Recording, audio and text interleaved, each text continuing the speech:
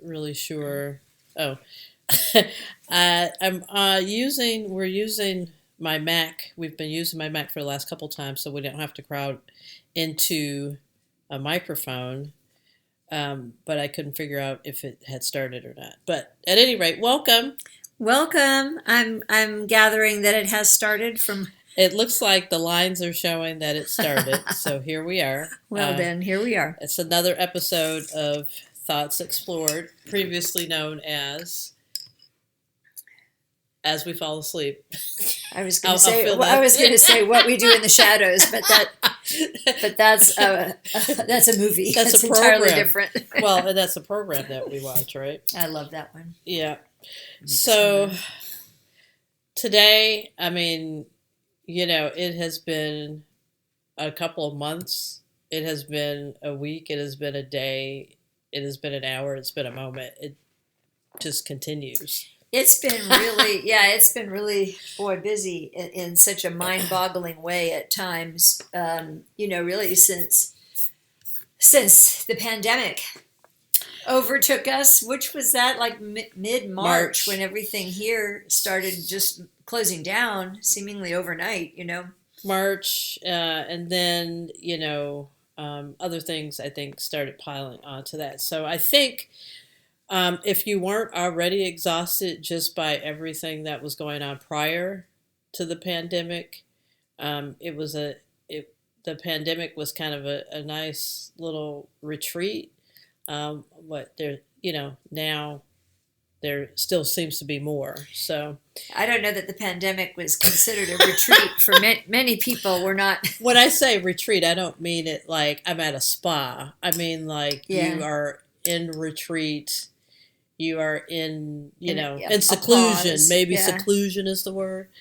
Well, what I want to talk about today is this idea. And I personally think that there's a lot of problems that spring out of this idea that we are all separate and we are not in many ways, I think, functioning as a community, as a society, in collaboration and in cooperation and in harmony with each other. So that's kind of what that's the thought I wanted to explore today. So I just came home after being drenched in a walk with Shanti and kind of sprung this topic on Lex. So I don't know that she's had a whole lot of time to gather her thoughts. Well, I think that, we have touched on this before, if not on our podcast, then even just in conversation, Chris, you and I, with that separateness and separate from our own selves, separate from other people in our community, separate from our environment, and how alienating that feels. Yeah, and I think so. For some of you, you might be saying, "Whoa, ho, wait a minute." We are different people. We are individuals.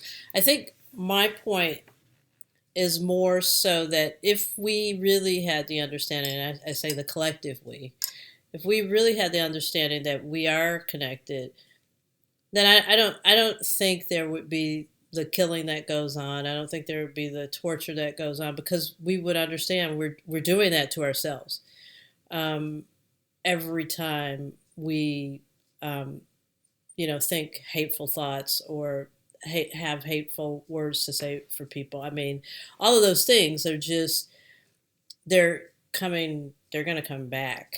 I think they're going to come back. So the idea of thinking about things on a more the word that keeps coming into my mind is cosmic, but I also think community, collaborative, all of those things that really evoke a lack of competition. I know that's going to be a bizarre thing to talk about. An absence of competitiveness. Yes. Yeah. We shouldn't be really competing for resources. We should be sharing resources. Just coming even from the background of business and corporations, you find that when you get more collaboration, you have a more highly functioning department, group, whatever you want to call it. It's higher functioning than when everybody's out for themselves and then just trying to, make the race for number one. So, to me, when I think about oneness and not buying into this thing, that also brings me to why we have these issues with race relations. If we identified and were able to see each of us and everybody else, I kind of think what's surfacing, because all of this stuff has not just started. This has been going on for a long time. It is now coming to the surface and to our consciousness. It has been submerged and willingly forgotten, willingly sanitized, willingly not talked about. Swept under the rug, as it were. Yes. Convenient for many. Yeah. And so I think that what we find with that is that when we sweep it under the rug, we're not dealing with anything. And the issue becomes even larger. And it becomes, I think, even more shocking when it's up and being examined. And I hear a lot of, I can't believe this, or this is 2020. Yes, it's 2020. And yes, these same things are still happening because we as a society have never dealt with it the way we should have dealt with it. So it's like having a wound that has healed over, but it's abscessed. It's healed over, and then somebody, it hasn't. I mean, I would almost say maybe it's not even completely healed, because when I think of healing, I think of, okay, all of the work has been done. Then a wound that's covered over. It's covered itself over. You've got like a primary covering. Right, but there's abscess underneath it, so it really isn't, it doesn't have any opportunity to heal until you open it and clean it, debride it, Yeah. That's just my old nursing talk, filter bubbling up to the top there for just a brief moment. So what thoughts what have you been thinking about during this time, if you had to apply the idea of, we are connected? Well, one of the things that is the most challenging to me with that idea, which I do in theory agree with very much so, but with these times where things are so insanely politically, emotionally, polarized, it seems so polarized that it's hard for me to, sorry. Go ahead. Your straw is just clinking, but you can have that. I'll just set my tea aside. I don't want to be considered one. You don't want to be in the pool with certain people. And right. so I don't want to face my union or unity with 45. I don't want to face my I know. So, because I rail fiercely against that, as many people do. Yes, and however, I that's the challenge for me. I totally understand. It's a huge challenge for me, because it's like you cannot possibly put me in that group of them, they over there with a capital TH. Yeah. And so that's my ongoing challenge, particularly when things get really polarized, like they are right now. Yep. Like everything, every word you use, every personal decision to use a mask, to not use a mask, to, it's just like insane with the blame and the shame on both sides. It's so desperately polarized that it's hard to remember. And I think a really valuable thing that you're bringing up to let go, but that's just another aspect of myself. It is. You know, it's like the shadow self and the light self. It's just another aspect of our own selves. And that's what we have to face and deal with, that other aspect of our own self that we want to go, oh, that certainly isn't me. Or that isn't me, or that happened once, or this, that, or the other. Mm-hmm. And I think just you're right, it's that awareness, and you know, having that darkness illuminated and dealing with it. I think there are aspects of that in all of us. I mean, we are, I think, multifaceted human beings. And then if we were going to take the next step to make the correlation right, in theory, the people that we desperately don't want to be lumped in with or have anything, you know, that recognition that they are us, should, in theory, be also having those same thoughts about us. It should be reversed. It should be reversed. It should be reversed. Why do I doubt sometimes that it is? What we're seeing is a whole lot more denial, but I feel like when all of the denial happens is when it's really going to come up more to the surface. I mean, that's when you're going to see more of it. And then there's that crescendo, and then it boils over, and then things are, I think, really seen for what they are, and then that's when the healing really starts. So I'm sad to say that I don't think that we're toward the end of this. No, and I think that there's a big paradigm shift afoot. Yeah. And I think that neither side is going to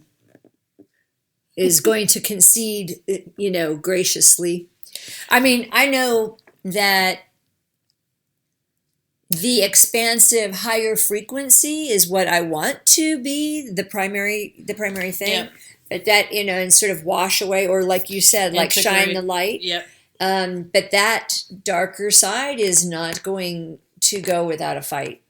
No, and I think that darker side, and when I say that, I mean like in all of us individually, or by state, or by neighborhood, or by, you know, all of those, in all of those different levels. It's been so, I think, entrenched and integrated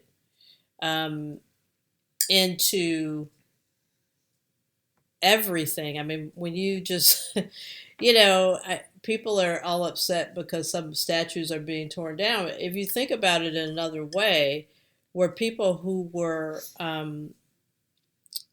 terrorized by some of these monuments, and they have to go and walk past these things every day. I mean, they're just like symbols. Just to get into a courthouse, or just to get into their library. It's just you're supposed to go there for justice. I mean, it's just symbol upon symbol, and that is the indoctrination, the I'm gonna make up a word now. Ingranation. That's not a word, but you know what I mean. It is just, and that I think is why people are not. They're still asleep. They're still not aware, because it is just so embedded in our society, in our normal day-to-day life. And so the bell is ringing right now, and we're just like, no, this is not normal. Look at this. Look at this. There's a lot of looking at this. And I encourage everybody to really look at it and not to look away. That's what we've been doing now for a couple of centuries, at least in the United States. So it's time to look at it, and it's time to heal it, and it's time to be who we are really supposed to be, and that's loving beings, and not beings that are with an absence of love, full of hate, and all of the other things. So that's all I have to say about that. Lex? Well, that about sums it up. I think, and part of that being loving and integrated people is having those difficult conversations with ourselves and with each other, because as we just were saying, ourselves and each other are one and the same. Well, yes. I feel in that bigger Yeah. picture. Obviously, Yep. I fully support all of our wonderful individualisms Yes. and such. That's not taking that away No. at all. No. It's more just in a We need that. larger way of thinking about it. Yep. We need those individual things, those purposes to contribute to the greater good and the higher purpose. Absolutely. I mean, that's what, to me, that's what it's all about. Yeah.